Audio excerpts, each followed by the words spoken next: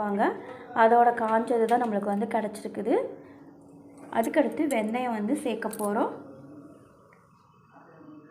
அதுக்கடுத்து வெட்டி வேர் சேர்க்க போகிறோம்.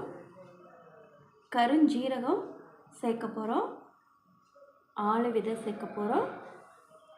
பாதாம் பருப்பு, மகிழம்பூவு, ஆவாரம்பூ சேர்க்க போகிறோம். அதுக்கடுத்து செம்பருத்தி பூ சேர்க்க போகிறோம். எனக்கு 2 செம்பருத்தி பூ தான் கிடச்சிச்சு, அதனால் காஞ்ச செம்பருத்தி அதை எடுத்து வச்சுருக்கேன். இதுக்கு அடுத்து பார்த்திங்கன்னா நம்ம வந்து தேங்காய் எண்ணெய் வந்து சேர்க்க போகிறோம். தேங்காய் எண்ணெய், நல்லெண்ணெய், அதுக்கடுத்து அது கூட சேர்ந்து விளக்கெண்ணெய், இதெல்லாம் சேர்த்து தான் நம்ம வந்து இப்போ ஹேர் ஆயில் பண்ண போகிறோம்.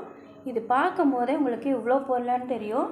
அதே மாதிரி இதோட ஊட்டச்சத்தும் நம்மளுக்கு ஹேருக்கு நல்லா கிடைக்கும். நம்ம முடியும் வந்து நல்லா ஸ்ட்ராங்காக நீளமாக வளரும் உங்களுக்கு.